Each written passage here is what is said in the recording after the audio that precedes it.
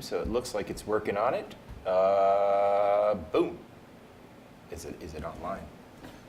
Okay. Let's see. And Can you hear me now? yeah, I can hear you. Perfect. Actually, that's great. Oh, okay, yes. All right, good. You sound good too. That's great. All right, good. I'm glad to hear that. Thank you. And awesome. There it is. Very, very clear. Yeah, you're good? Yep, I think it's working. Awesome. All right, great. Well, hi, how are you? It's been a while. I'm good. How are you? You know, I'm doing very well, actually. It's been a good week. Yeah, what's going on? Got a promotion. Oh, that's nice. Yeah, can't argue with that, right? So what's your job now? Principal developer. So same thing, just title, essentially. I hope it came with more money. It did, yes. Okay. I like money, but I it's, mean, titles are nice, but yeah, not enough. There's never enough. But okay. I got a raise this week too. really, that's awesome. Mhm. What are you doing now today? Like currently? I'm the chief commercial officer for a genomic sciences company. Chief commercial officer. What does that mean? So I run all of commercial. I have sales, marketing, commercial operations, strategy, and product management. Cool. Okay. Mhm. That's a lot, actually. So is it like that like marketing Yeah. and whatnot as well, or is it? Yeah, all marketing, PR, corporate communications. You have a big team. That's super cool. That's really cool. You've been working there for a long time, I think, right? Same place. No, a year and a half. Oh, different place? Okay. And maybe like 19 months. Hmm. Yeah, not that long. Okay. Well, I Can think you help your mother? Wait, can you help your mother finish her 23andMe thing? Why? What do you mean? Because she by that? never got to do it. Remember there was the whole mix-up with the barcodes and everything? You know, we have 3 of them that I bought, and literally I told her throw it away, open the other box, and use the other box, and she just didn't. It's not me. No. It's okay. But yes, I should help her, honestly, because I'm kind of curious who we are. Like, by the way, this is recording. I'm supposed to tell you that I'm recording this, and I have to tell you that because you're Oh, okay. speaking. Okay, sweet. Okay. But yeah, no, she. I'm curious to find out like what our heritage is. It's kind of interesting, but I wonder what they do with the data. Like, who do they give that to? It makes me curious.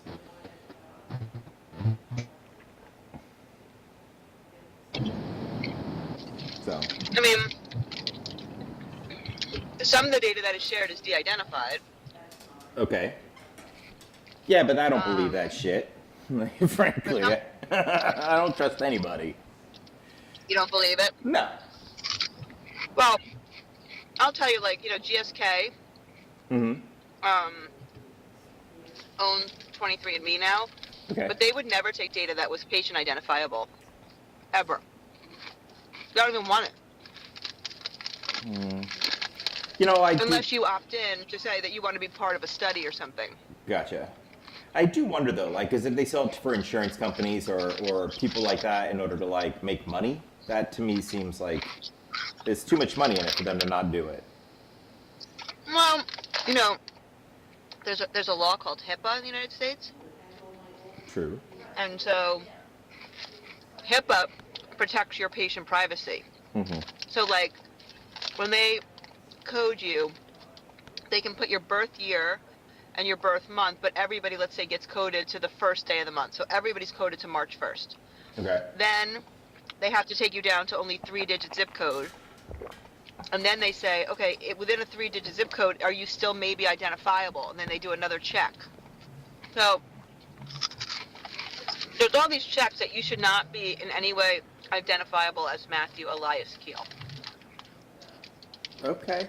Well, it's not that I don't disagree, but at the same time, like I do SecOps, like security operations for a bunch of companies, and like I've seen that some of them are a little loosey-goosey. You know, they say that they do good protections, but like I know that they're not perfect. Like, it's easy for people to get in there.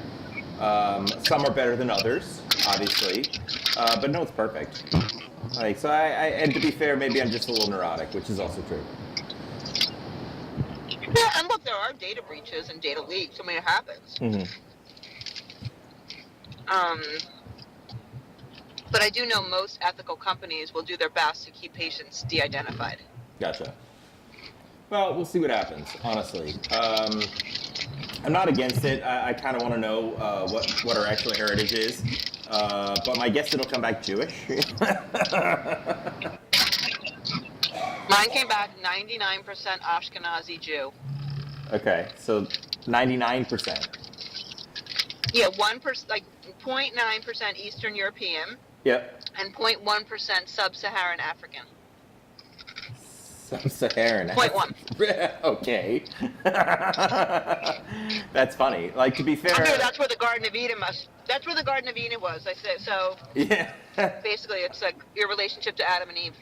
Cool. Wow. We've got like good genes, I guess, or something like that. That's funny. Ian's came back 100% Ashkenazi Jew. Damn. Like, there's nothing 100%. There's nothing that's 100% anymore. So like, that's pretty good. Mhm. That's pretty good. That's very cool.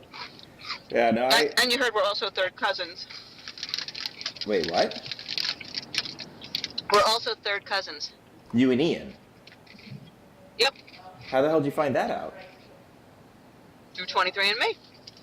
Yeah, but how do they know you're third cousins though? Like, how do they like? They just say you're like kind of related, Well, but like, how do they actually know? You know, I was talking to a doctor at work. You know, we do genetics at work, and he said at that level, it's basically just a guess. Mm-hmm. You know, he said they're guessing you're a third cousin.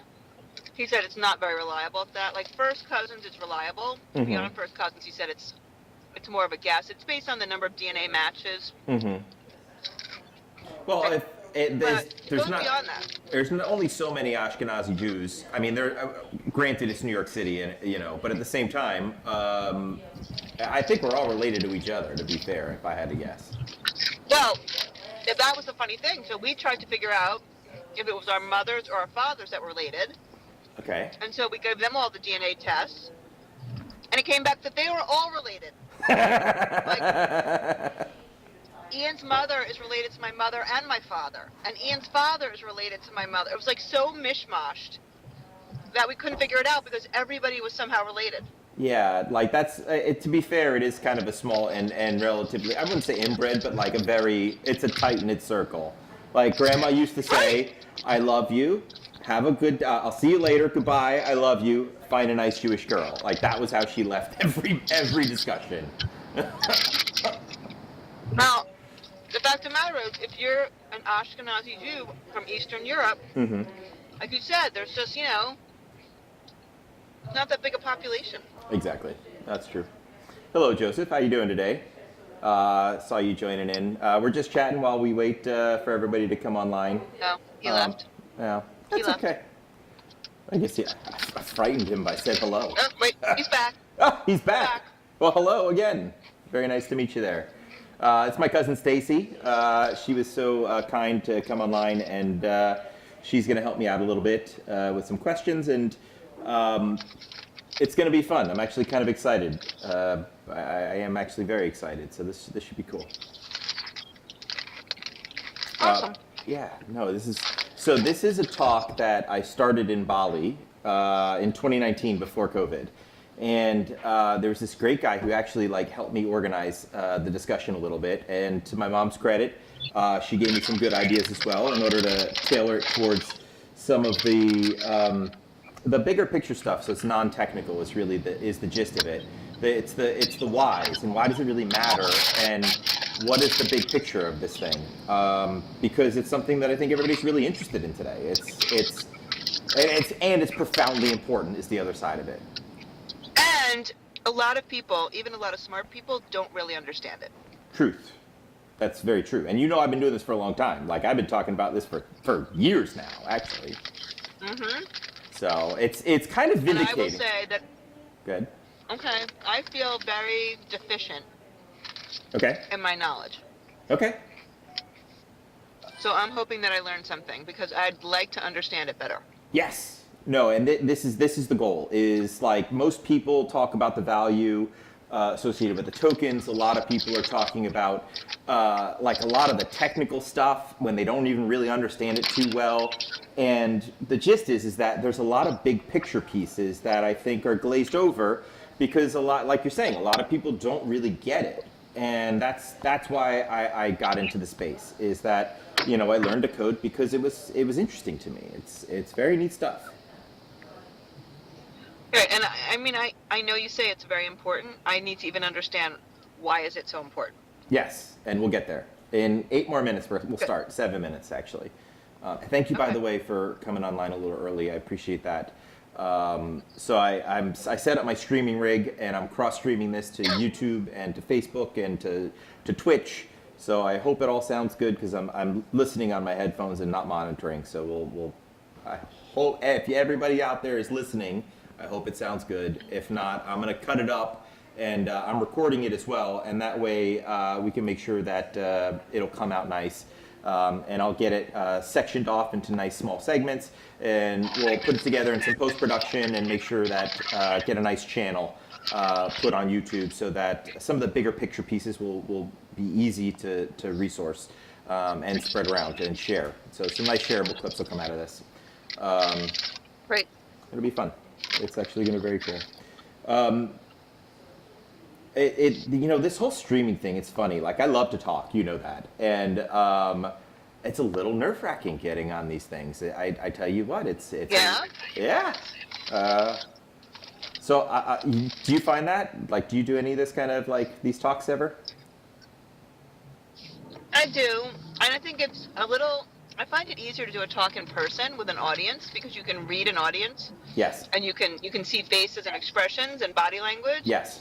When you do these, it's a little different because you're really not getting a lot of feedback and you're not able to read the room in the same way. So it's a little more difficult just talking to a screen, you know? Yes. Yes, it's been my biggest challenge. Like, I've been trying to do these YouTube videos for a while, and just talking to the camera, it's like, it feels very, like, sanitary. It feels very, it's bland and boring and not good. But you know what? I can't wait till COVID is over and this becomes like a real thing. It'll be nice to go live again. But interesting. So, all right, I very much feed off an audience, and so find this a little bit difficult. what kind of stuff do you talk about? Precision medicine, the area of precision medicine, Okay. the use of genomics for drug discovery, as well as drug development. Okay. So that's why I'm a fan of having your genome sequenced, or in your case, genotyped, Yep. so that, my belief is that in the not too distant future, your doctor wouldn't treat you if he didn't understand your genetics better, because medicine will be so precise and so individualized or personalized that you wouldn't want to choose a treatment without understanding the genetic component of your disease or just your genetics to know what you're more likely to respond to. Mm-hmm. And so you see a lot of it in oncology right now, but I believe that it will start to spread to other common complex diseases. And it will just give us the opportunity to be more effective, less trial and error with medication, which is a lot of it is now. A lot of medication choices are trial and error. Mm-hmm. It's a little nerve-wracking though. Like even the experts don't really understand what a lot of it does, especially with mental health medication.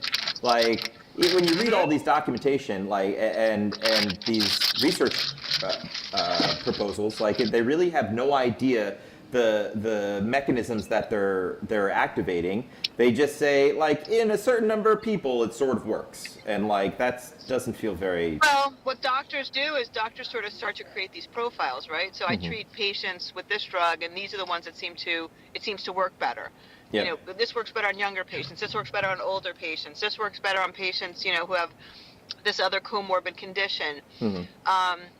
But what what we want to do, right, is we want to be able to be more precise in our prescribing. And so in the mental health arena, there are companies out there that are starting to run these panels that are supposedly helping to do better choice of drugs when it comes to like depression, ADHD, anxiety, because there are a lot of different medications that have a lot of different mechanism of action. And we're starting to be able to do a better job of choosing the right medication for the right patient, versus, let's try this, and if it doesn't work, we'll try this next one, which is really how a lot of medicine has been done in the last, many years, is more trial and error. Let a little What blood, doctor leach said. them, and then see what happens. Well, but really, doctors are working with, companies to try to get this profile in their head of what works and what doesn't, and Yeah.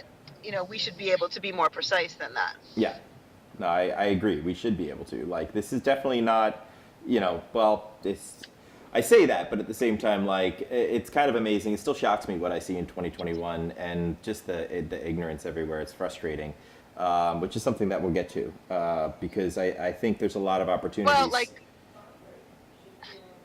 but medicine is changing dramatically. When I was diagnosed with melanoma in 2005, there weren't a lot of options for, therapeutics, drug treatment. And now, if somebody's diagnosed with melanoma, the first thing you do is you sequence them to know if they have certain mutations, because there are drugs very specifically that work on certain mutations. And so the mortality rate for melanoma has taken a cliff dive because of that. Interesting. Because now we can treat patients much more effectively. Accurately. That's interesting. That's very cool. Accurately, yep. All right, 5:28. Ooh, we're getting right up to that time there. I'm a little nervous. I shouldn't be, but I'm nervous. I talk about this so much. It's funny. Like, I've been doing this for so long. It's one of those things that, like, I'm surprised I haven't been online sooner. But it's just the nature of it, I guess. So, what do you know, Stacy, about blockchain? What is your understanding of it so far? I know very little. I know it's sort of a way of, like, monitoring the supply chain, I guess. Okay. And keeping, like, it's like to me, almost like another way of, like, another set of books. Yes. That's yes. Okay. That's like, do you follow Bitcoin? Have you been following any developments in the Bitcoin space? So I have followed that a little bit, and I know there's a lot of other cryptocurrencies that have come onto the market. Ian owns Dogecoin now also. Taylor's boyfriend he's in the music industry, and he's dealing a lot with NFTs. That's a big thing, yeah.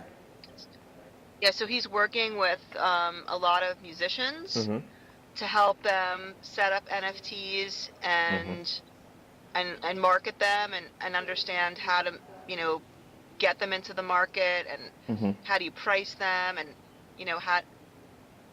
so I think that's super interesting, like owning a digital version of something. Yep.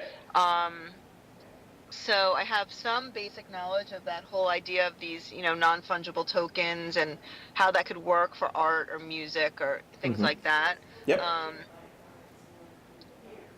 But I would still say that my knowledge is very limited. I've looked into the NFTs a little bit because of Brandon, because I kind of wanted to just understand what it was. Yep. But it's amazing to me that the dollars that some of these artists are getting for these NFTs. It's crazy. Because yes, you own the digital version of this, and maybe it is a unique digital version, but like I can still listen to the song. Yes. Or I can still see the art. Yes. So it's interesting to me that people are willing, or they can command and get some of these prices. Crazy for things. prices. And that's right. And I guess I'm not understanding where people are seeing the value in that. That's the thing, is that it's value is new, being and I don't think determined. people understand it. And that really is the truth, is that there are, as with all things, there are bubbles. And a big piece is that people don't really understand the technology, so they're jumping in head first and hoping that they can make money. And while it's true that there's a lot of money to be made, I think a lot of these, like, they shouldn't make $400,000 on a photo or $65 million on a picture. Now, The fact that people made that on that the first 500 days or whatever it was called, because it's the first, maybe it is worth something and will be worth something in the future. But is it really worth that today? Like, think about what sells for $69 million or whatever in the art world is like a Monet, or like, you know, like stuff that's really worth money, stuff that everybody understands is worth money. And the value proposition, I just don't think is there yet today.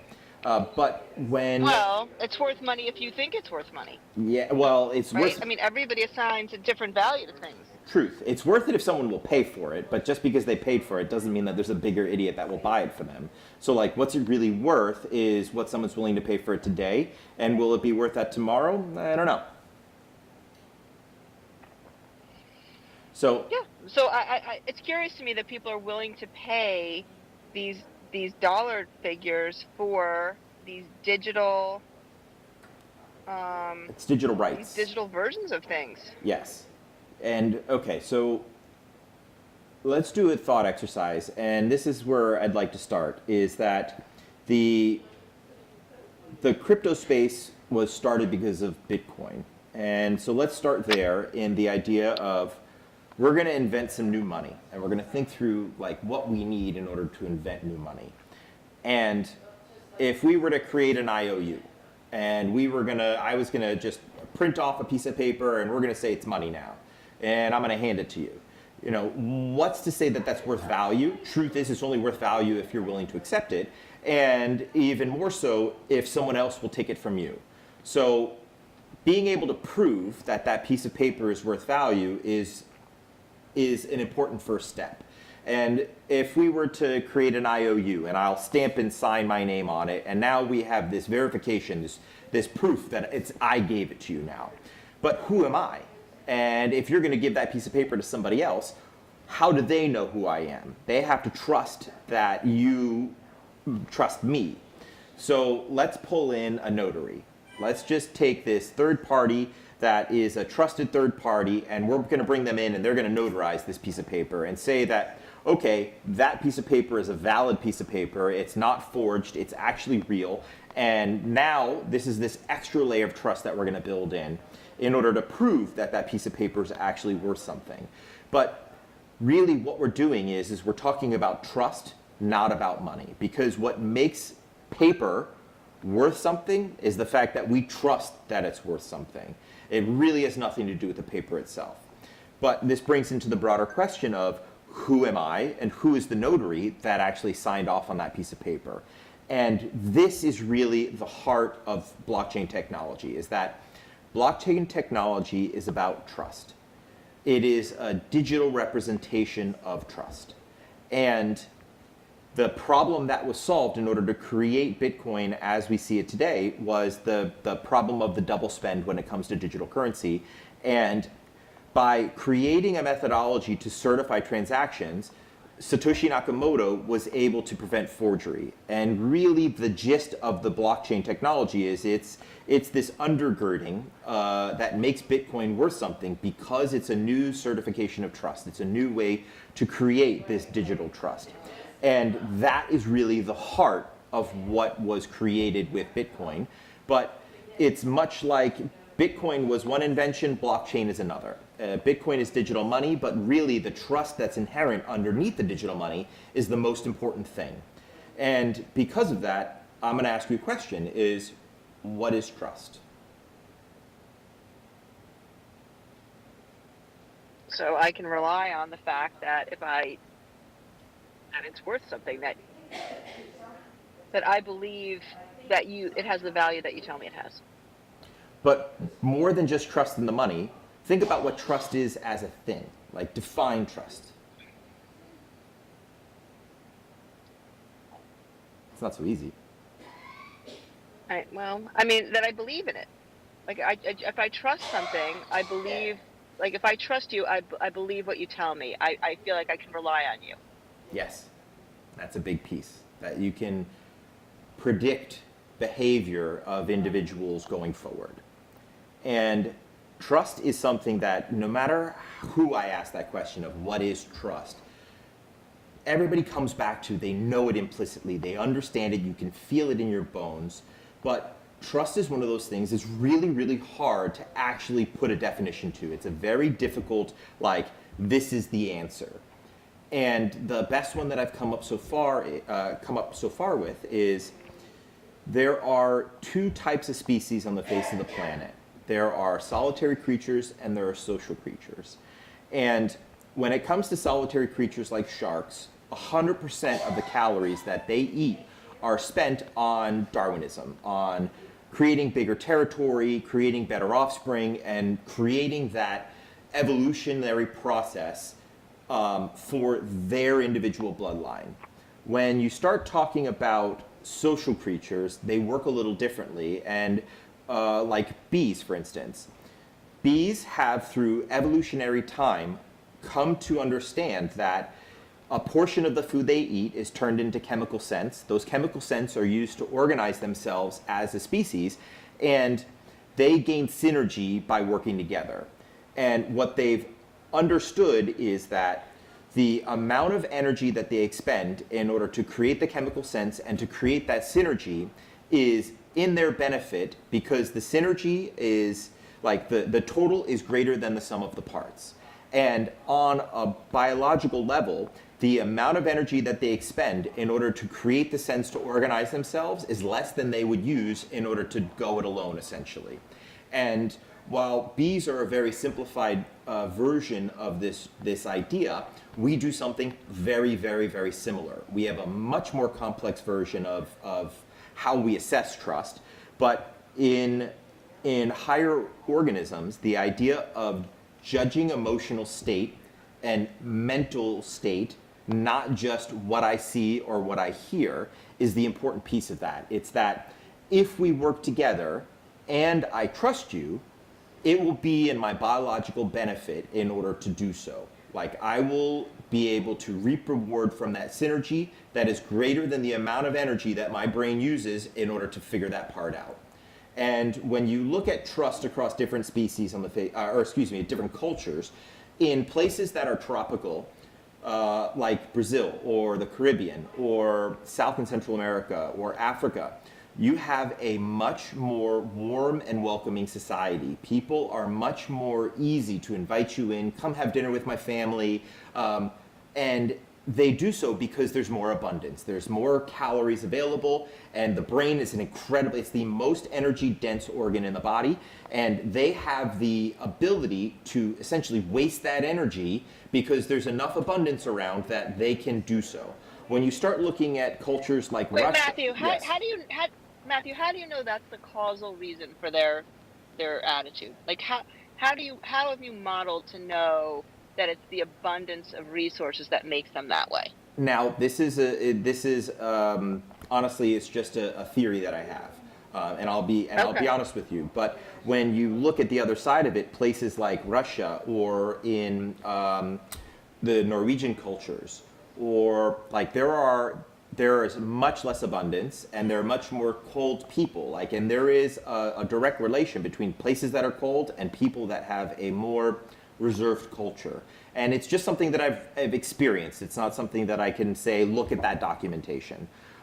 Truth. Okay, because I was going to say, because maybe it's just the fact that people in warm climates are happier. Also possible. And happier people are more welcoming. It's very possible. Okay. But when you look at the idea of solitary creatures versus social creatures, though, this is a big piece of why blockchain's important, is that for the first time in the origin of species, you have two individuals of a species working together to achieve a synergy, not with chemistry, but with cryptography. You have groups of humans that are working together and achieving that synergy, not with the chemoelectric process of understanding and how trust works as a methodology in our human species. So it's a huge, huge evolution when it comes to the origin of species. And I do truly believe that is our next step, and one of these pieces that will allow us to evolve as a species. The idea that when you look at what is trust today, trust in individuals is something that I've seen what you've done before. I've seen your behavior. I have a good record of what you've done, or someone told me in order to get involved with you, and I can trust them. So because I trust them and they trust you, now I can, by extension, trust you, but I still want to do that assessment. I still am weary and leery in order to do any heavy involvement with you, because I want to make sure that I'm going to be protected and not lose out. And this is this, it really, and I do believe it's this chemical, this assessment of the amount of effort to gain the synergy versus the benefit of achieving the synergy. And we do this implicitly and without thinking. It's just part of what we do. And that's why it's so hard for people to put their finger on what trust actually is. And when you look at what trust is, and this is an analog, we can look at trust in digital on a one-on-one is, I go to your Facebook page or I go to your Instagram and I can see your pictures. If you've got 3 photos over the course of 5 years and they don't really exactly look like you, chances are that's spam. Like, we know that that is one of those extensions of, I've seen it, I've done it before, I know your behavior, I can trust you, but in the digital world. And when you look at analog trust in organizations, it's like the family business. Like, if I could trust the mother and the father and the kids that work there, chances are I could trust that restaurant is clean because I see them. I can also probably trust in that organization. And when you start getting into these larger and larger organizations, it's just an extension of the people at the helm of that organization. And so trusting in the individuals is something that is or trusting in the organization is by extension trusting in the individuals. So when you start looking at institutions now, institutions are held by a group of individuals over time. So trusting in this institution is something that not only do you have to trust in the individuals who hold that institution today, but you have to trust in the people who established the institution and carried that institution through from historical time. And when you look at a brand like Coca-Cola, it is very much a trust in the legacy of that institution, because Coca-Cola is sort of an institution today because people have been good stewards of that corporation and they've done a good job of managing expectations and living up to what they say they're going to live up to. And when you look at this idea of trust in individuals, trust in organizations, and then trust in institutions, that also can be carried into the digital world, just like understanding trust in a person. If I see their Facebook page and they look like they're spam, they're probably not real. It can carry over to reviews when you look at like an Airbnb. Like, I know a lot of people have left reviews. They don't seem like they're spam. They're not overly verbose. They're like, we get this feeling about whether it's a bullshit review essentially or not. And the idea that the invention of blockchain is fundamentally about trust, because the idea of, can I trust this piece of paper? This extension into the digital world when it comes to institutions and organizations has a profound importance on us. It will have a huge importance in the future. The idea that Facebook has our information and we don't necessarily trust Facebook, but what if we had a way in order to own our own data, manage the access to our own data, but still be able to put it out in the public sphere? And this is kind of what these NFTs are today. It's a digitization of the rights process in order to give ownership to the people who actually own the intellectual property, without having this trail of intellectual, essentially of middlemen that provide that they provide that pathway from the artist to the industry.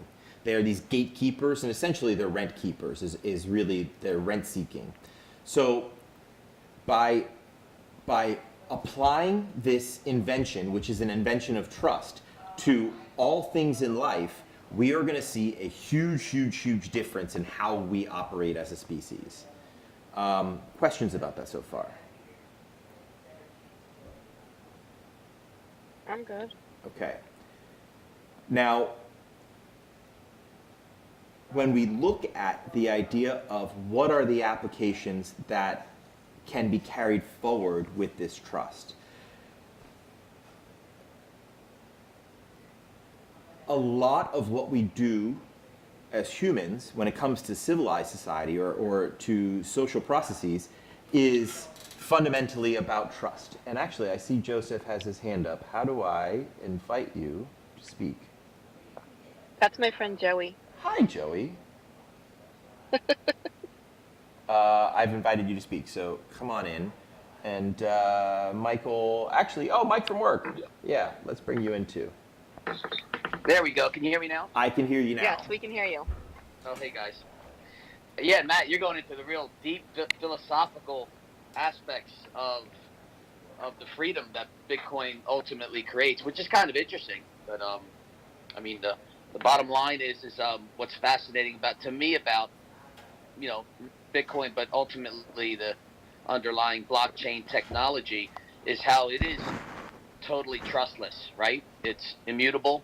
Mm-hmm. You don't have to know each other. Mm-hmm. You don't have to trust each other, and it cannot be changed. Correct. Trust among the trustless is really the problem that was solved with blockchain. And I don't understand what that means. What does that mean? okay, It means that the blockchain is what's securing the value of this coin or this currency. Wait, who's securing the value of what this is? okay, and if you were to look at, like, let's do another thought exercise. We're going to look at the blockchain, our Bitcoin's network now. Imagine a vault. We're going to walk into a bank vault, and it's got all clear doors, and each door has an address on it, and all of them are openable by a key.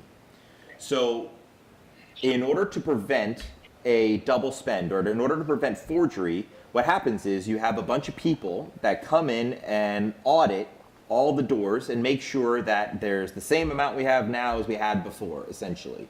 And it's this transparency that allows anybody to do that validation and verification. Where most people are concerned with mining, they hear this term mining all the time. The reality is there are these other things called nodes, and the nodes are the part that really do the verification and validation process. Whereas when we started the discussion, we talked about this notarization. Like, if I'm going to give you a piece of paper, I'm going to sign on the dotted line. That's like submitting a transaction. I'm going to prove, or I'm going to say that I have given you authorization to have this money now. But in order to make sure that I didn't lie or I actually own the thing, I have to prove it. And what you do is, this is where mining comes in. Mining is notarization. At its fundamental core, that's all it does. Is if you were to imagine a library card in the back of a book, where you have the stamp in, stamp out, stamp in, stamp out, stamp, and we're old enough to get that. I think young kids may not have ever seen a library book. But if you were to turn over your Bitcoin, the way it works is you can look and see, this person got it from that person, that got it from this person got it from that person, all the way back to the person who did the initial mining, where it's created. And we'll get to that in a minute. But this idea that there's this trail of accountability that happens in order to send and receive Bitcoin. I've called it provenant accounting, whereas we used to have this idea of double entry accounting, which was created in the Enlightenment era, and the idea of conservation of value. You have your accounts receivable and your accounts payable, and everything has to net zero on that spreadsheet. Otherwise, you have a break in this conservation of value within a spreadsheet. And this is how all accounting systems work today, is we have this double entry methodology. My credit is your debit, my asset is your liability. When you look at blockchain, it's very different. It's this idea of a library card. You don't necessarily have to see the entire ledger, but what you see is, this person got it from that one got it from this one, and you can see all of the transaction history all the way back to the initial creation of the coin. And But how does that protect me? Like, how does that protect me so I know the chain of command Is that what establishes the trust in the value? Yes, because you can prove that the person who gave it to you actually owns it. And that's a big piece of when one wants to submit a transaction, like somebody wants to give somebody Bitcoin. What you have to do is you have to say, this is the output, like, or the input to the transaction I'm going to give you is the output from the transaction I got it from. And this is where that trail comes in. There are a couple different trails that happen. There's this blockchain where you have groups of transactions that are bundled together, but really the part that matters to you as a person is that you can see where that Bitcoin came from, and you can verify by looking at the blockchain because it's an open thing. It's transparent. You can go yourself and say, yep, that person who gave it to me, meaning the address that it came from, did get it on such and such date, they got it from such and such person, and you can verify it yourself. And not only can you verify, yes. And then Matt, explain how the keys work in relation to owning and having control over. I think that's kind of important too, right? In terms of understanding that, if you own Bitcoin, if you own a Bitcoin, you have to have access to the public and the private key for it, right? This is we're starting to get into the crypto. Like, this is the same crypto that works when you do SSL transaction, TLS transactions. Like, when you do that little HTTPS and you see the little green lock on your browser, or you're going to do PGP encryption for private messaging back and forth to do secured communication. It's the same thing that does that. If you're going to do MIME email, which is secured email, it's the same process that does that. And it's called asymmetric cryptography.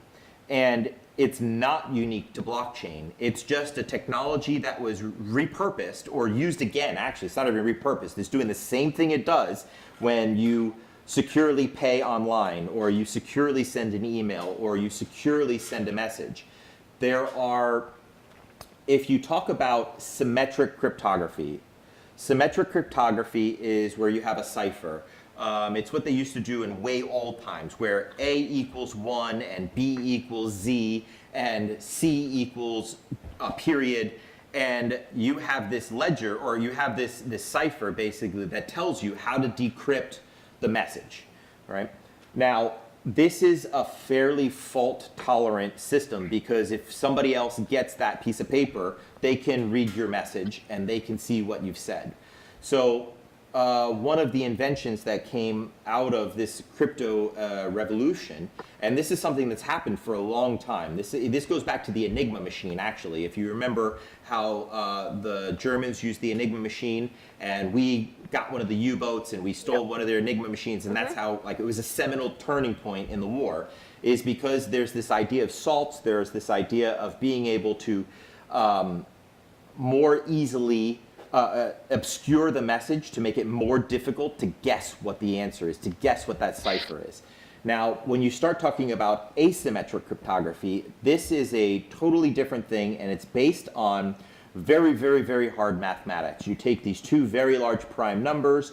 There are a number of different algorithms that are used in order to be able to basically encrypt and decrypt the message. And the reason why you have these two keys, the public and the private key, is that you create the private key from these two large random numbers. You pick two random numbers, you create your private key with it, and then you can derive the public key from it. And this is the whole basis of logging into websites. This is the whole basis of sending secure transactions. It's fundamentally important to what we do with computer science. And what the keys do is the private key allows you to encrypt the message, the public key allows you to encrypt the message. The private key allows you to decrypt the message. And those two pieces of information are tied together, and that's the whole premise of the public and private keys. The public key is like if we go back to that vault exercise, when you walk into a bank vault and all the doors have an address on it, that's your public key. That's where they can encrypt this transaction to you, and only you can decipher the message because you have the private key. And this is why if you lose your private key, it's gone forever. Because if you don't have the ability to decrypt a message that was sent to the public key, or that was encrypted with the public key, it is lost forever. Questions about that so far? It's very hard mathematics. It's very difficult. It's very esoteric. So, like, to be fair, you never really need to know any of this stuff. And very scary. It is, because it puts the power into the hands of the user. And Yes. it also keeps it out of the hands of people like the CIA or people with very powerful, like, nation states are really the only people that have the ability to crack these things. And if you make it difficult enough, like if you make the algorithm difficult enough, even they, with the most advanced computers, cannot decipher it. And this is where the security comes in. And it's the same security that we use for RSA. It's the same security we use for multi-factor authentication when you put in those, you know, when you do the 2FA and you have to put it, that, like you do the QR code and it's that long string, like all of it is all tied together. It's all the same technology. It's just the advent of the blockchain and the notarization and this 10-minute cycle and a race to the finish. All of those things are fundamentally new.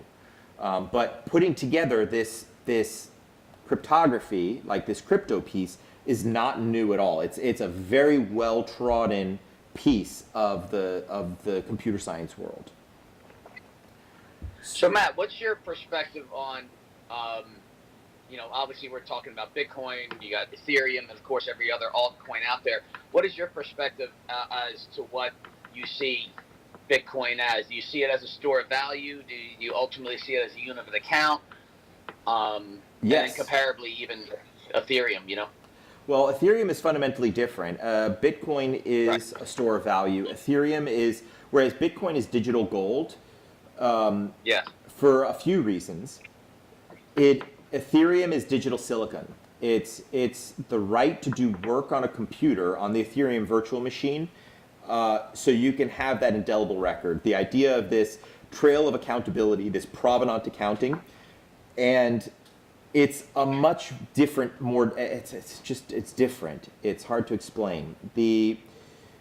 When you look at how computer systems work today, there's usually a database that stores the information. So you have a fancy web page, and that fancy web page will talk to some servers, and the servers will do some work, but ultimately there is a record of what happened, and that's how we're able to create, or it's called maintain state. So when I log into the web page, I see my account balance, or I can see what posts I've given, or who are my friends. But ultimately, there's this database that sits in the background that is the source of truth in order to provide the rest of the functionality of the system. And Ethereum is kind of a similar thing. It's kind of like the server that does the work and sort of like the database that stores your information. But because it's secured with the same technology that created Bitcoin, it is protected by the same security that protects Bitcoin. I thought that kind of the analogy that occurs that Bitcoin was kind of meant to replace banking, while Ethereum was meant to replace insurance, or it's essentially digital contracts. Yes, it is. And the function of how the Ethereum virtual machine works is that we will create, you create smart contracts, but smart contract is just code. It's a full Turing machine, and when I say full Turing, it's a computer science term that means it has the full functionality of logic. If you do this, then you do that. Do this while this condition is true. Do this thing a number of times, or if this happens, that thing will come true.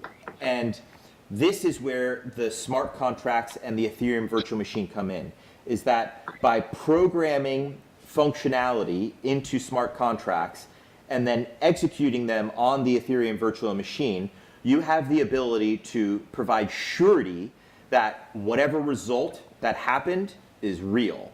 You also have surety that whatever program was run is the same program that was written. And this is where that idea of a contract comes in. Like, if I create this contract, I will live up to my end of the bargain, and the other person will live up to their end of the bargain. And the reason why is because it's indelible. It's impossible for us to modify that contract unless we agree to modify that contract. And the data that's secured by that contract also is indelible because it's written to the blockchain. So by creating this idea of a global virtual machine that is unhackable, and that's a loose term, but it is the most secure data source we've come up with yet, at least, by creating this indelible record of what has happened and also an indelible record of how it happened, so you can actually audit the code and see what happened. It gives the broader security to how things progress. Hey Matt, can we go back for 1 second? I Sure. just had a question on your thoughts on so obviously we have Bitcoin, right? But then we have the hard forks that came out of Bitcoin. Yep. Like Bitcoin Cash. Yep. And what's the other one? There's Bitcoin Gold. Litecoin There's Litecoin is different, and also Dogecoin is different. Those are. Forget Dogecoin. Okay. what I want to know is not Bitcoin Cash, right? Bitcoin Cash seems to be, in terms of market value and what seemed to have traction. Obviously, Bitcoin's the king. Then you got Litecoin seem to have, worth a few $100, and then you have Bitcoin Cash. But then you have that other one that seems to be that doesn't. My question is, where's the value derived from, and how do you know which one's worth something? Why? Well, obviously, from what I read, they wanted bigger blocks for, I guess, to be able to do more within the chains, and I guess I wonder in terms of from an investment perspective, do you as Bitcoin grows, it's the king, right? Do you see Bitcoin Cash? They always talk about the transactions per section. Do you ever see those things either A, taken off, or B, just? Do you see them more like kind of just being there? Because let's face it, even Litecoin's been around and it's keeping its value, nowhere near Bitcoin, but it's certainly retaining value. Do they have a future in your mind? This is starting to get into the value proposition of the tokens, and I have a lot of feelings about that. But at the same time, I think it misses the bigger picture of why does the technology matter? And there are always winners and losers when it comes down to technology. Just like we had Alta Vista was like the search engine that everybody used when it like the internet first started. Alta Vista was the one that everyone used, and Yahoo was around, and Google kind of was nothing. And now Google is the one that everybody uses, but now people are starting to lose faith in Google, so DuckDuckGo is starting to become the one that people are is gaining market share, should I say. And because of the nature of the technology, what makes them special is that if you look at from a raw economic perspective, there is the idea of supply and demand. And price points are the inflection of where supply and demand curves meet. And the algorithms are what lock down the supply side. It's what makes the forgery essentially a non-issue, is that this algorithm predictably creates the coins, and because it's predictable to know where the supply is, that equation is pretty well trodden and is secured.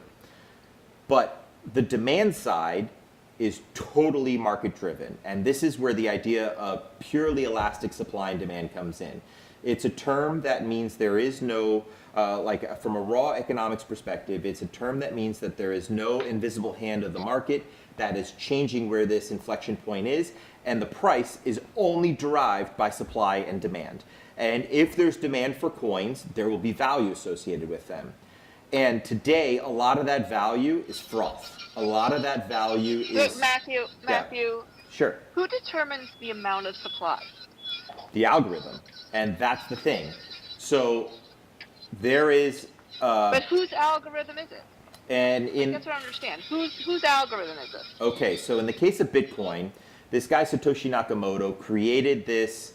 It's code. It's a program like anything else. And actually, if you really want to start like you go to the Bitcoin repo at Bitcoin/Bitcoin, and you look at the entry to the Bitcoin, it's a server. It's basically you're starting a Bitcoin node in order to do your own verification of the blockchain and to be able to create transactions and manage transactions. But ultimately, when you start this server up, you have to say what version you're on, meaning I'm going to run 0.17 or I'm going to run, and the algorithm is programmed in that. It's an application. So if I think it's 95% is the consensus that needs to happen. If 95% of the people on the network agree that we're going to use this and this and this, that's the truth. And it only comes from consensus. If 90% of the people or 95% of the people say, we're going to mine a block, we're going to have a 1 megabyte block, we're going to mine those blocks every 10 minutes, and the reward for that block will be halved every 4 years. It will start at 50 Bitcoin. It will go to 25 after 4 years. And that's what Bitcoin did, is that it started at 50 was your blockchain reward for mining the first block. It went to 25 after 4 years. And it's the consensus of all of these variables that create the network. And the network effect is built on how many people agree to use that version of the code. Now, when you start to talk about Bitcoin Gold or Bitcoin Cash or Bitcoin Diamond, the difference between those is that a group of people got together and said, hey, I don't necessarily agree with, say, the 1 megabyte block size. I want to use 10 megabyte block size because you could fit more transactions into it. Now, this starts to get into some, as with all things in life, there are trade-offs with every decision. So in the case of 1 megabyte blocks versus 10 megabyte blocks, the larger the block, the more difficult it is to secure the network. So there was a decision made way, way back to use 1 megabyte blocks, and everybody agreed that that's what they were going to use. And that's what makes the Bitcoin network the core Bitcoin network. But a group of people decided that we're going to go to 10 megabyte blocks, and that's where Bitcoin Cash came in. Is that they decided they were going to fork the network, and a group of them were going to, instead of working towards consensus on the main chain, they were going to work towards consensus with this other algorithm. And you have what's called a hard fork. A hard fork is when people essentially go their own way. And when you go your own way, now there's divergence between the chains, and the transactions in one chain is not the same as the transactions in the other chain. And you no longer have the same blockchain. You have two disparate blockchains now. And this is... So Matt. Yes. I'm sorry. I just want to stay there for 1 second because Sure. I'm curious about this. So obviously we know that blockchain, right? There's 21 million coins. We get all that. I get all that. And my question is with the forks that you're talking about right now, when Bitcoin Cash forked, are they're separate fork? Does the 21 million still apply to them, or is that a whole new, algorithm that they can create as many, or is that just still part of the 21 million? Now, this is depending on what agreement the people come to consensus to, because ultimately the only thing that makes a network is everybody agrees. So if everybody agrees that at block 10,364, we're going to switch from 1 megabyte to 10 megabyte blocks. So everything before that block is the same. Like the chains will look the same. They will have the same block history up until the hard fork. And then 20 people turn on their computers to version 2.0 instead of 1.0. And now if someone wants to submit transactions, like I want to pay somebody with my money, right? I could submit my transaction as a user to the original blockchain or the original Bitcoin chain, or I can submit a transaction to this new blockchain. And ultimately, this is the idea of like an airdrop. But Matt, does that create more Bitcoin, or you still have the same amount of Bitcoin? It's just on a different block of transactions, different chain of transactions. Yes, and what you have is actually because the coin, like if there was a coin created before, say 10,000 was the block where they hard fork. So if there was a coin created before then, meaning money was sent to a public address and it sits in a wallet. That wallet exists on the original chain. Once you hard fork, you now have two versions of that coin, but you can't spend both of them. Like, you can't take coin that's on the Bitcoin Cash and submit it to the Bitcoin network. That's double spend. You're creating forgery. So you can only spend money on the Bitcoin chain, and you can only spend Bitcoin Gold on the Bitcoin Gold chain. And same thing with Ethereum, or excuse me, same thing with, let's say, stick with Litecoin and Dogecoin. But what's the supply though, Matt? Matt, what's this? So we know the supply of Bitcoin, total supply is 21 million. What's the supply, like, for example, the hard fork Bitcoin Cash? What's that supply? This is where it's whatever they say they want it to be. And that's the thing. Yeah, that could be infinite, like every other altcoin. It can be whatever they want it to be. And by the way, Stacy, that's what's the beauty, I think, of Bitcoin, right, Matt? The fact that, there's no one to choke. There's no one that can change. And I mean, obviously, you could have consensus after 51%, but no one can change and make more than 21 Bitcoin. But you're saying with Bitcoin Cash or other forks, like even Litecoin, they can, in fact, more easily decide to create more as many coins as they want? It comes down to the network effect. And this is why Bitcoin is the most secure of all of them, is that it has the most people on it, it has the most people mining it, it has the most nodes that do the verification. And because it's more, like when you look at the qualities that make money, it's durable, it's portable, it's fungible, it's divisible, and it's acceptable is the big piece, is acceptability, it's recognizable, is that people say that's money. So because everybody agrees that Bitcoin, the original Bitcoin, is worth more, it's worth more. Only because people agree to that. And that's the big piece about network. Is that the more people... network effects. Exactly. And the more people that use it, the more people that believe in it, the more value it will have, or at least the more secure it will be because of that network effect. So when you talk about Litecoin, right, it's on its own chain.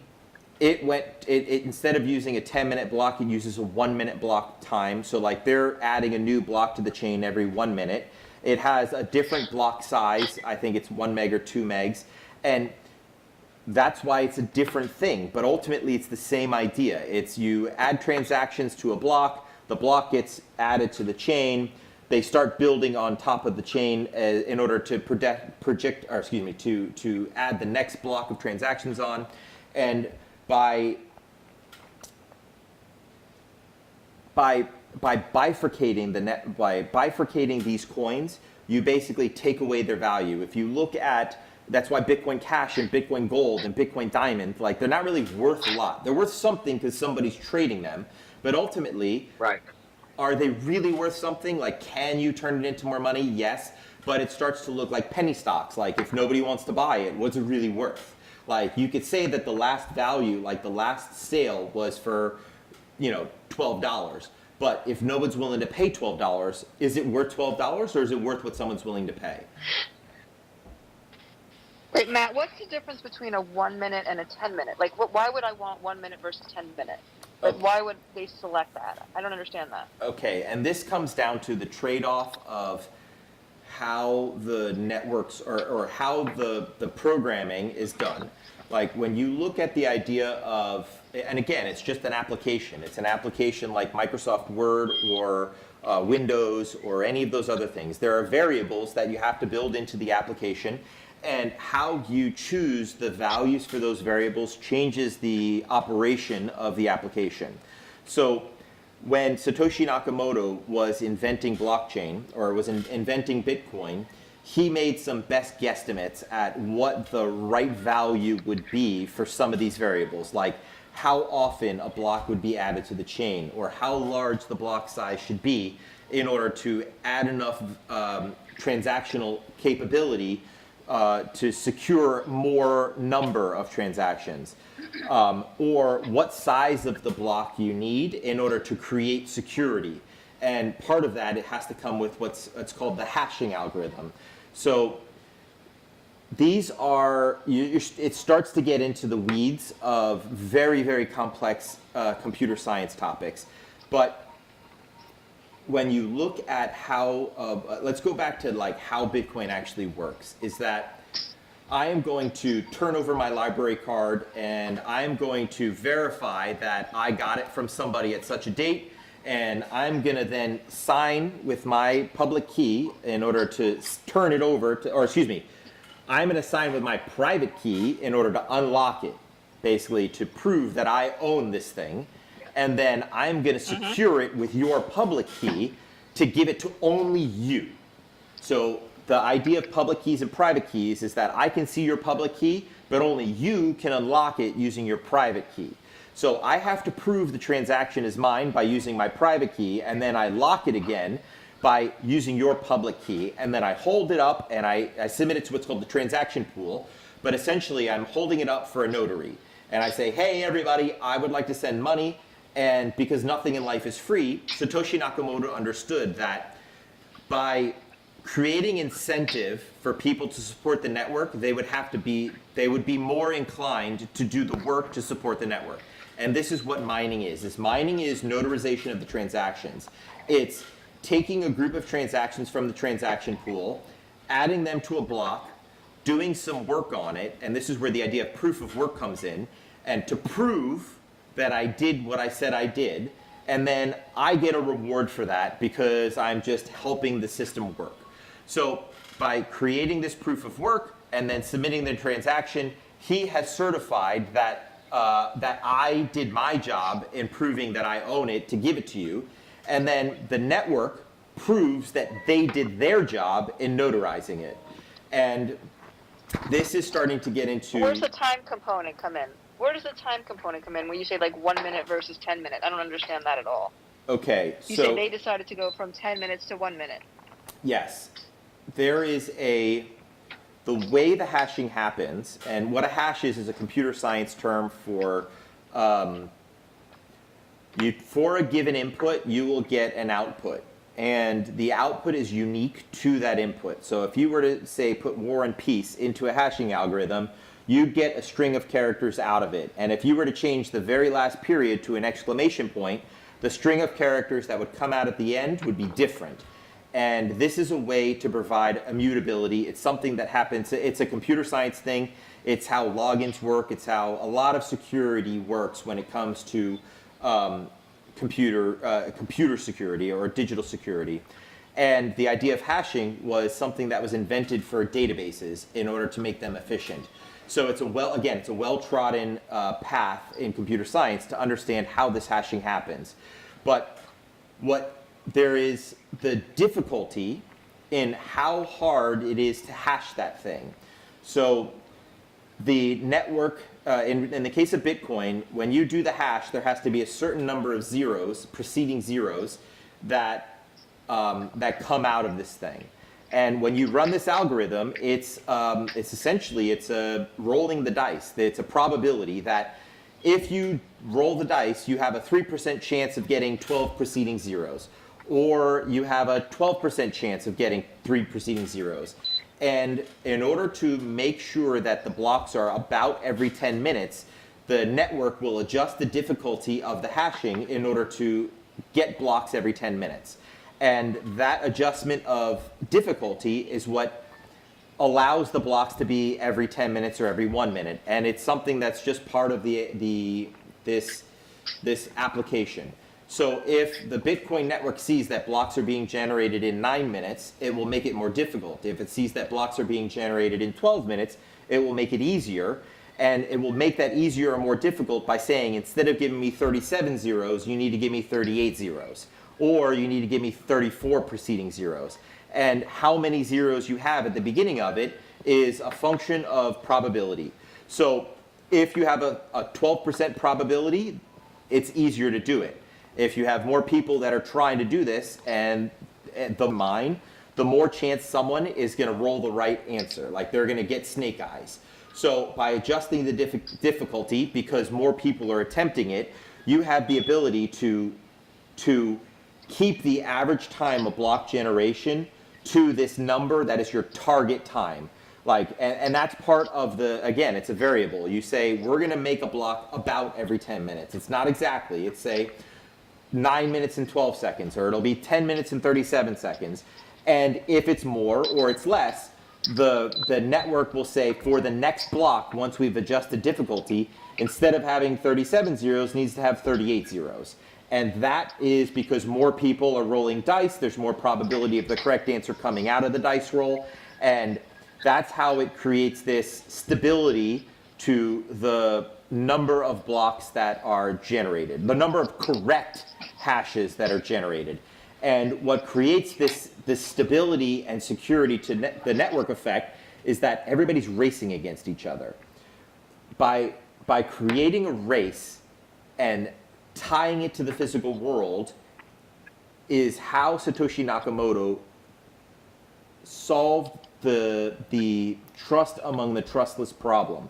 Is that if you have a number of people racing against the clock, you also will have a number of people that are doing verification of the work that's done by the people racing. And by creating this race, everybody's looking for the same answer, and it becomes it's a probabilistic equation that you can generate in order to figure out how secure the network is. And this is where the 51% attack comes in, is that as long as you have more than 51% of the people attempting to do the right thing, the likelihood that someone could defeat this process and essentially a bad actor could forge a transaction becomes impossible. And it becomes impossible because of this proof of work algorithm. Because you will have a number of people that are working together in order to build the chain. And if a number of people are actively racing, and then a number of people are doing the verification, the chance that if I'm a miner, so what I do is there are a number of chains that will come out of it. Like people are racing and putting blocks on the end of the old, or on the last block that was that people came to consensus on. And my benefit of building on a bad chain is that I won't actually get the money that I said, or that was promised to me, because that chain will get orphaned. The idea that everybody's racing, and if you have enough people that are racing for benevolence, the people who are racing in order to do the bad things, it will not be in my economic benefit as a notary in order to build on the bad chain, because my work will get thrown away. And this is we're starting to get into the weeds of how the algorithm actually works, and it's very complex. It's hard to explain. But by creating a race and securing it with electricity, you now have a very expensive bill in order to create forgery and faking, because other people are also burning electricity, and the cost of electricity is the tie to the physical world that's necessary in order to secure the blockchain. So when you look at digital security, one of the most difficult things to do is to create randomness. And in the idea of your computer, when I want to send a secure transaction over the web, or I want to send a PGP message, or I want to send, like WhatsApp is end-to-end decrypted, right? I need to create that encryption on my machine, and in order to do that, I will ask the processor, hey, give me a random value. And the way random values are created in the processor, and this is a function of computers. Computers are very, very, very good at doing the same thing over and over again. They're excellent at repetition. They're terrible at randomness. It's very hard to program something that's random because you're programming it. It's going to do this every so often, and you introduce this idea of probability, and another computer that's faster than that one can figure out the probability. So in order to create randomness, true randomness in computers, what manufacturers have done is that there is manufacturing tolerance to creating processors, CPUs. And what you'll do is like you say that the average size of the wires inside of a CPU is, say, 5 nanometers or 6 nanometers. But that's just a manufacturing tolerance. Some of them, if you say the manufacturing tolerance, we're going to do a 6 nanometer trend, like all wires are going to be 6 nanometers. Some of them are going to be 5.07. Some of them are going to be 6.01. So you're going to have this small variability that's a function of the manufacturing process. and that variability is going to be unique to that particular processor. Because what you'll do is you'll do a voltage gain across, say, 10 or 15 or 20 different wires, and because no two processors are exactly the same, the random numbers that are generated by one processor are going to be slightly different than the random numbers generated by another processor, even if they use the same random number generator. So in order to create randomness, you have to reach out into the physical world, and you have to hold on to something in the physical world that allows you to tie that randomness to something that can't be digitally guessed. And what happens in blockchain is that in order to do this hashing algorithm, if you've ever turned your computer on and you were running a Photoshop, or you're running a Premiere, or you're compiling something, there's that period where your computer slows down and nothing happens and the mouse doesn't move very fast, and what's happening is the processors are working really, really fast. And when the fans turn on, the reason why the fans turn on is because the amount of electricity that's flowing through your processor is so high that the waste heat that's given off by this process is enough that it will burn itself out. So you turn on fans and it gives you the ability to cool the system. But ultimately, you have to turn the processor on and you have to burn real electricity, like something from the physical world, in order to make that, make your computer work. When you do these very hard math problems in a computer, it's basically like turning, like when you're mining is where it happens, is when you're doing the mining, you have to turn on a very fast computer and you have to burn a huge amount of electricity in order to guess the right answer. This goes back to that hashing algorithm. So when you do this hashing algorithm, you're rolling the dice, and you have to say roll 1,000 times, and out of 1,000 times, 3 of them might be right, but you only need 1 in order to be right. So you have a 3% probability, or excuse me, you have a 0.3% probability that you're going to get the right answer. So if you want to get the right answer, you want to do it 1,000 times in that 10 minutes, and essentially you're burning electricity in order to guess the right answer.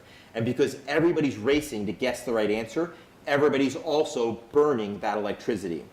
So by creating this race, tying it to the proof of work, meaning tying it to something in the physical world, electricity, you now have the ability to create a secure mechanism in order to validate transactions. And because everybody's racing by burning that same electricity, and there's a real cost associated with burning electricity, and in some cases, they're basically building warehouses right next to hydroelectric power plants in order to get power directly from the power plant in order to do Bitcoin mining. And that is the tie to the real world that secures the network. And because everybody's burning it and everybody's racing, there is this race to the finish. And everybody's trying to build on the end of the block, and some people are going to build on chain A. And when I say the end of it, I mean the last 6 or 7 transactions. It's the same blockchain. You're still working on the same group of transactions with the same transaction pool. You're still working on block number 10,002. So everybody's trying to build onto block 10,002. But 10,001 might have been version A, might have been version B, or might have been version C. And so now everybody's going to build block 10,002 on all of those versions. And then everybody's going to build block 10,003 on version A, B, C, and D. And eventually, someone is going to build 5 or 6 transactions onto A, and only 5 will be built, or excuse me, 6 transaction blocks will be built onto chain A, and only 5 will be built onto chain D. So chain D will get orphaned, and all the transactions that were in chain D will go back into the transaction pool in order to be reassessed and re-added to the blockchain, which is now the longest chain. And this is where the idea of the longest chain comes in, is that everybody's racing in order to put transactions onto the longest chain. And the reason why is I'm burning electricity in order to do this verification. I want my reward. And part of the block that I've mined is I put my public address where I want the reward to get sent to. So if I validated transactions, I put my address onto there. If my block ends up being part of the longest chain, I can then spend that Bitcoin. This is also part of the discussion of when people talk about how you need to have 6 blocks for true validation. You need to have 6 if your transaction was included in block 10,000 and they're building block 10,006, you've now got 60 minutes of time between the old block and the new block for somebody to be able to burn enough electricity in order to race the whole rest of the network to rebuild 6 blocks, meaning to include a different version of your transaction. The electrical burden is so high and the rest of the network is moving so fast that the ability to create that forgery goes away. And this is where a 51% attack comes in, is that this is really in the weeds now. This is all starting to get into technical and we're starting to get off of the topic. But let me stop here and ask questions now. From what I've said so far, what questions do you have? You made my head hurt. I know, it's crazy.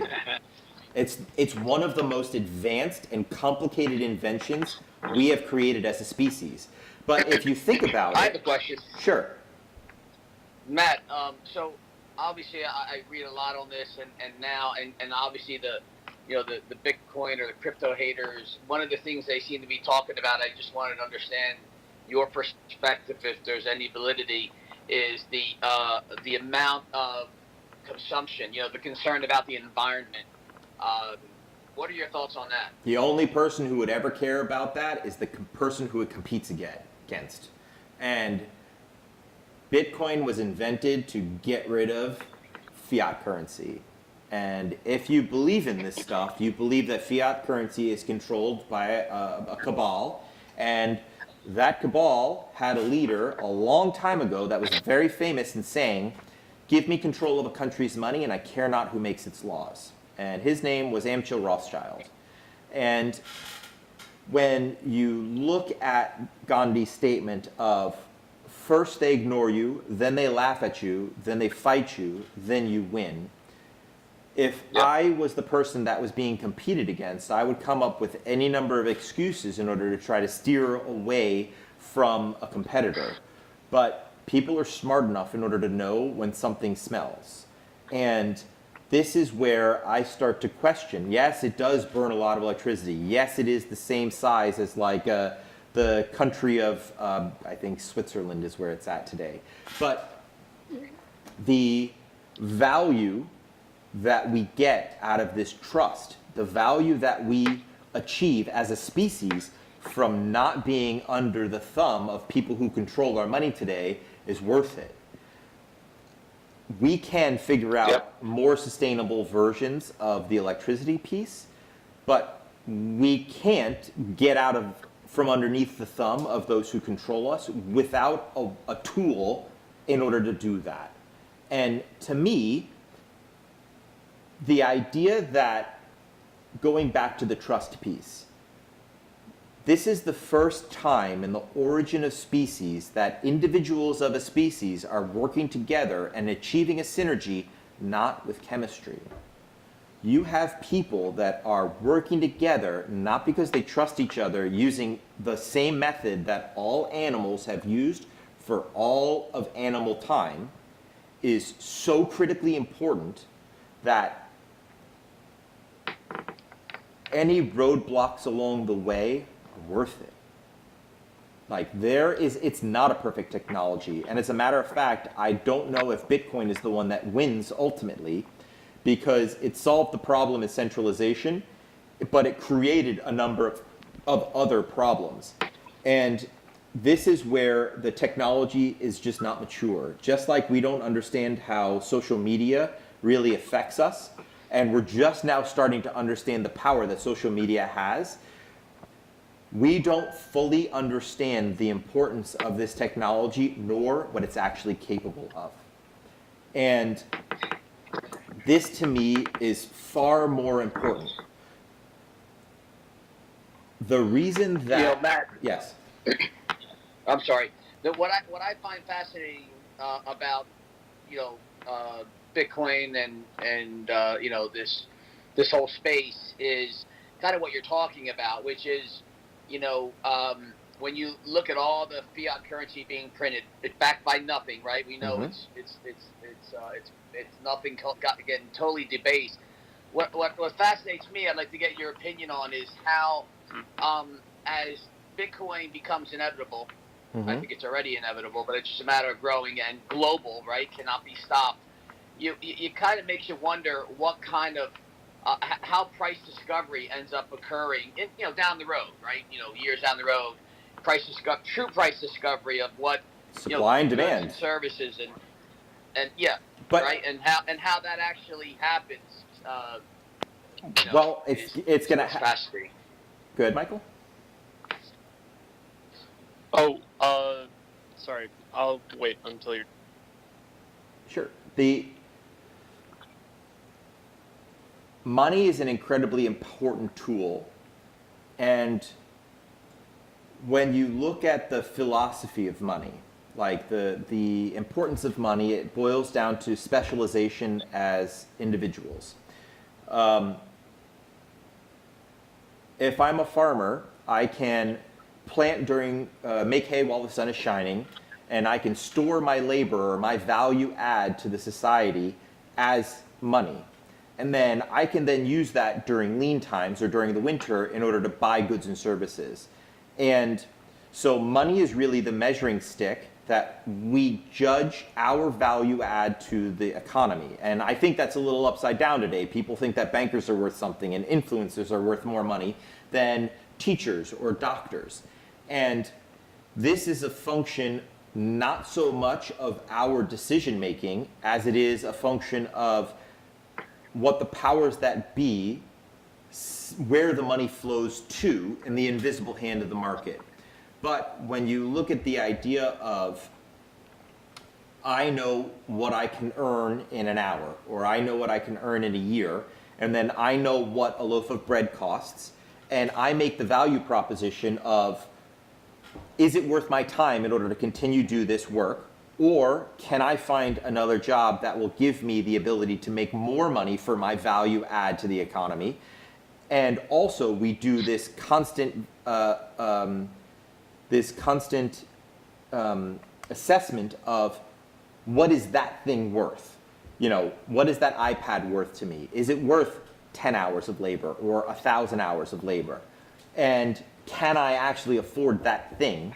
But ultimately, the value that we're really assessing is not, is that thing worth this much money? Is that thing worth this much of my time? Because money is just a tool of specialization. If you go back to, say, we'll look at the Middle Ages, like I'm a rope maker and I need shoes, and I go to the shoemaker and he doesn't need a rope, he wants a pig. So now I have to figure out, like, I'm going to barter my ropes for a pig, but like, what if the pig guy doesn't want a rope? Now I have to figure out who is it that wants the thing that the shoemaker wants so that I can turn my ropes into his shoes. And this is the whole premise of what money is important for, is that it gives us a measuring stick in order to create liquidity in the marketplace, such that the goods and services flow more freely if the rope maker or if the shoemaker doesn't want ropes. And to circle back to your question of how will price discovery happen in the future when we talk about Bitcoin or we talk about other cryptocurrencies, it's going to happen the same way it does today, is that if one of them becomes gold, like, interesting fact, in ancient Rome, a formal toga that one could go into in front of Parliament with cost about 1 dinar, which is about an ounce of gold. And today, if you want to buy a nice suit in order to go into somewhere formal, you're talking about $1,500, $2,000, like a nice suit, if you want a nice Armani suit, all right? Like one that you could go in front of the President of the United States with, all right? So if you look at how much a suit cost in ancient Roman times, and you look at how much a suit costs today, it's about the same value. We do this inherent calculation of what things are worth, and it's more a function of us as a species and us as humans and what we do in our everyday lives that is what determines what the value is, more than this invisible hand of the market. And that is throughout time. But at the same time, today, we have a very polluted marketplace. Like, why is everybody out of business? and going out of business, but like some people are doing exceptionally well and the market's at the top of it's ever been. Like, how is it possible that during COVID, when everybody was sitting on their ass, that the stock market was at record highs? Well, it's the invisible hand of the market. Like, it's somebody is manipulating that value. And I think people are really starting to see that manipulation for what it is. But when you come down to this idea of price discovery, like what is it going to be worth tomorrow? This is where we will decide. We will figure out what is gold, what is the basis for which we want to use our measuring stick, and we will come to a consensus as a people that a suit is worth about whatever 1 ounce of gold was worth in Roman times, because it's still worth that today. Does that make sense? Sure. Matt, Yes. I need to go. Okay. This Awesome. was fascinating. You guys can keep going, but I'm sorry I have to leave. But No problem. Love great you guys. job. Thanks. Okay. Love you. And I have a date tonight, so I got to go out pretty soon. But Mike, what were you gonna ask? Yeah, I'm just wondering. To me, I just wonder why countries around the world wouldn't just ban it, like everywhere, because I feel like it threatens their sovereignty and like being able to control their own currency if there's an alternative.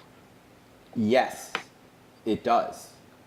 And when you look at the most corrupt places are the ones where you have the highest percentage usage of Bitcoin, like Venezuela or Turkey, or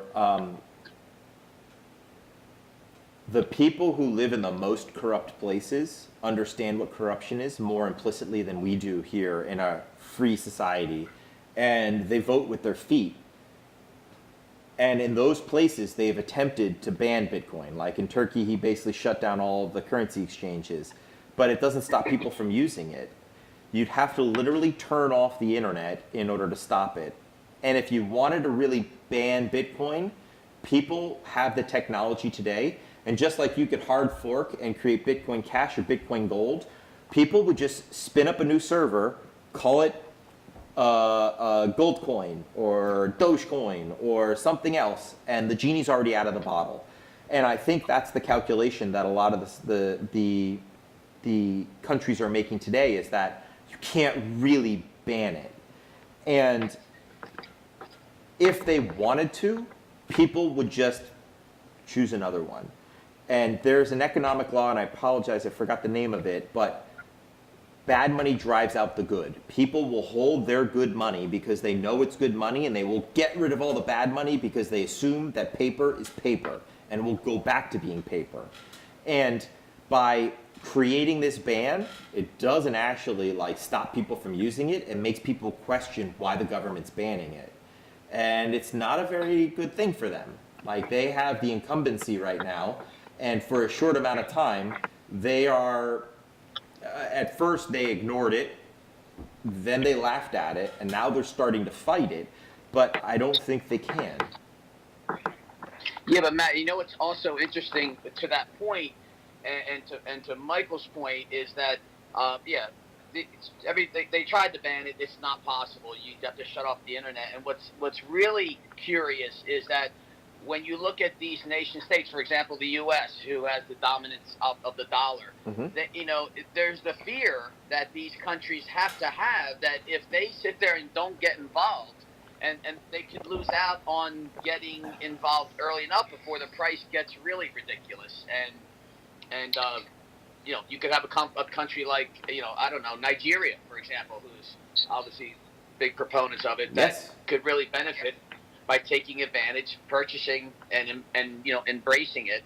But if the U.S. doesn't, promote it and endorse it, and also regulate it, that's important too, right? For it to have mass adoption, there needs to be a level of regulation, even that's occurring now, that's enabling institutions to get involved. The big money.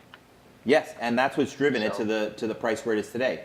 It's been something that I've been talking about for a while, is that there was a few big things, a few waypoints along the road to Bitcoin becoming what I believe it will be worth at some point. Is that you had the early adopters and the nerds and the people who were trading drugs and illicit really is where it started, who got in early and were using it when it was just a means of exchange. They saw the value in what it was for what it was. But in order to really see real value, you would have to see actual adoption from people with real money, like hedge funds and private equity. And Sure. that move was what took it to the thousands range, took it from the hundreds and the early adopters and the people who really believed in it to the thousands. And it spiked to 20,000 because it was a bubble and it wasn't worth it at that point, but it sat around $3,000 or $4,000 for a couple years. And it was really the adoption by private equity and hedge funds that took it over the $100 range to the $1,000, to basically to gave it that extra order of magnitude. And what pushed it to the next order of magnitude, to the tens of thousands of dollars, was adoption by institutions like insurance companies dipping their toe in, or Tesla bought a bunch of it, or some of these bigger people that actually had real money, but they weren't like the aggressive investors. It was the more stabilized investors that took it to where it is today. And the next one that's really going to take it to the moon that everybody's been talking about is when central banks use it as part of their basket of currencies. All central banks use fiat to back fiat with a bit of gold, because there's just not enough gold to go around.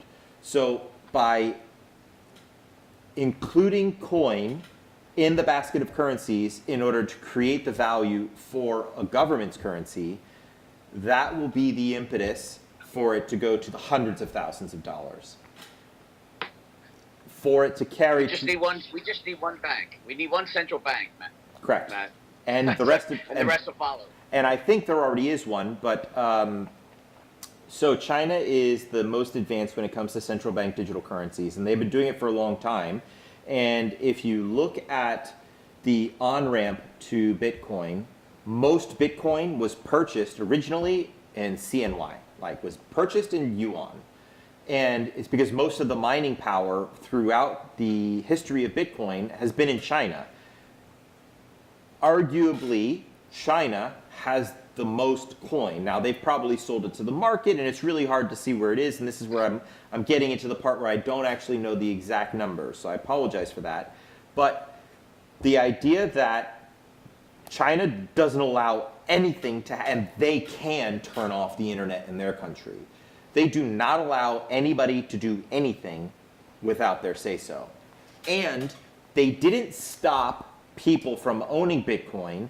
They stopped people from trading in Bitcoin, which meant you could still mine it. So they let some people own Bitcoin, but they didn't want to have the institutional investors do the bubble. So the retail investors to create the bubble. And I think the reason why they did that is that they wanted to buy it themselves. So when you look at what is China going to back their central bank digital currency with, this is a question that they really haven't released. They basically said, we're doing this development. We've got this central bank currency. We have this money out there, but they haven't said what is it based on. It's based on the full faith and credit of China.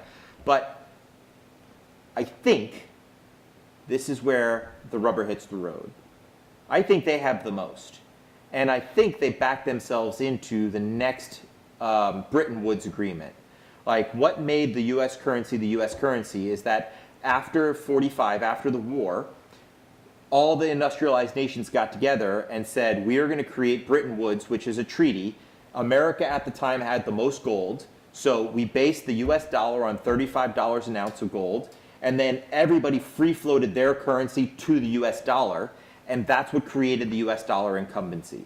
Is that we... So Matt, you're saying that, I just want to go back to what you're saying, that you believe theoretically that what they plan in terms of the Bretton Woods scenario you're referring to, that the digital currency, the digital yuan, would be backed by Bitcoin?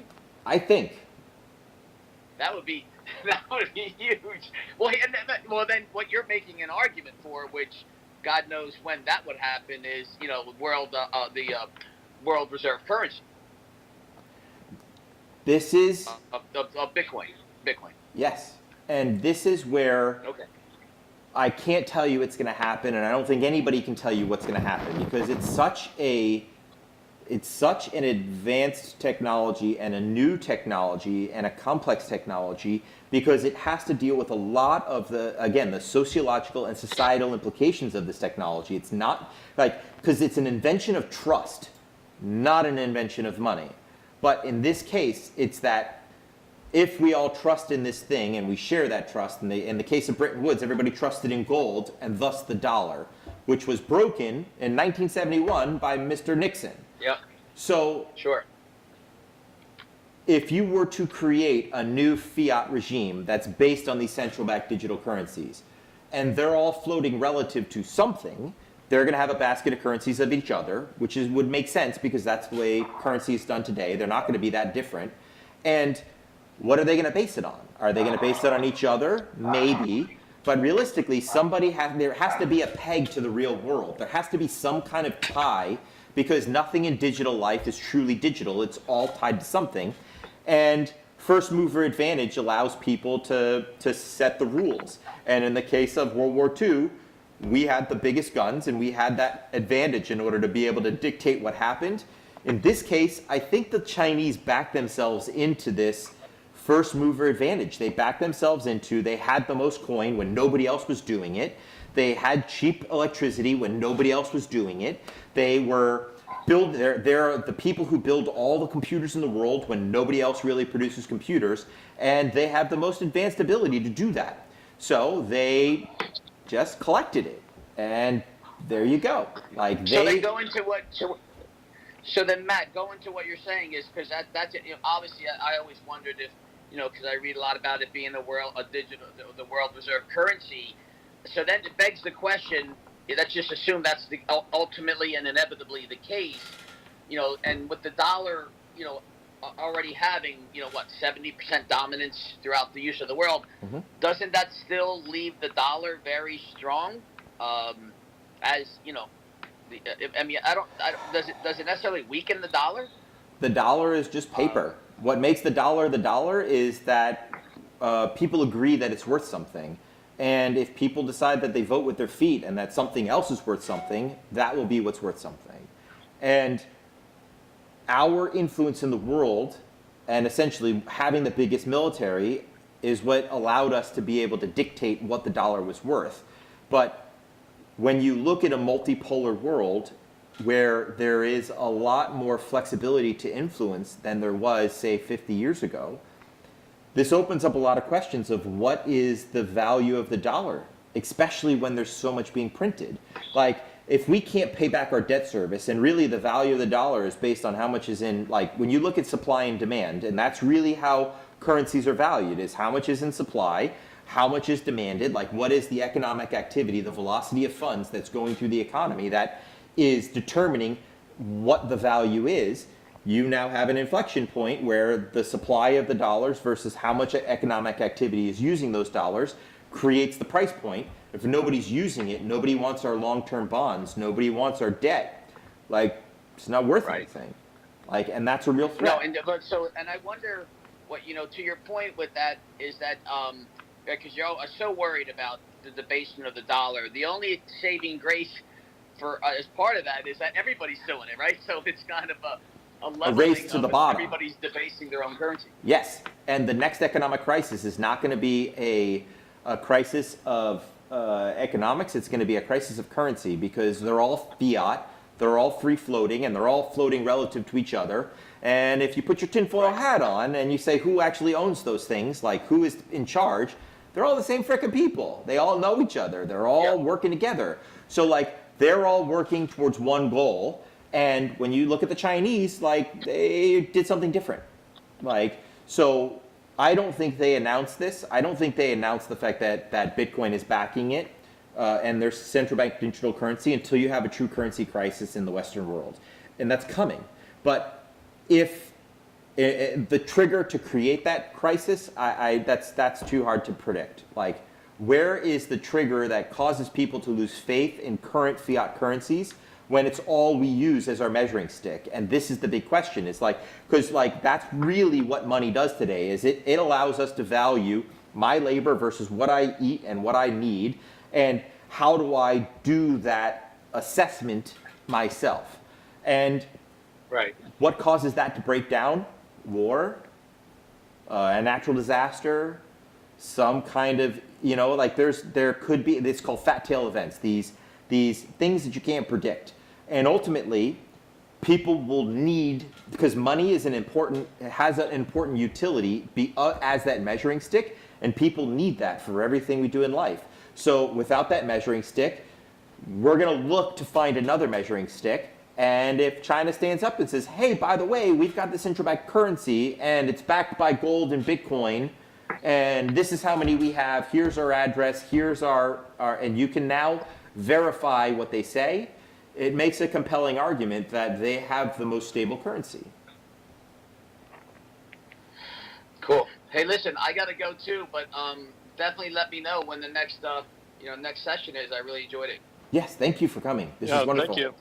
Thank you. This is awesome. And I'll do it again. I have another idea for the next one. But the big thing to me is like, what else can Bitcoin be used for? No, excuse me. What else can blockchain be used for? Because it's not just about money, it's about trust. And there's so much that we do that's based on trust, including government. And that's the heart of it. This is where I think we're moving to, and where I personally would like to be able to help advance that cause. Awesome. Matt, it was a pleasure. Thank you. All right, I'll see you next time. I hope I get invited to the next one. Yes, absolutely. If you're here, I'll send you an email, and I'm going to start doing a little better job of actually advertising and doing this, because this was kind of like, I'm just going to go. Let's see what happens.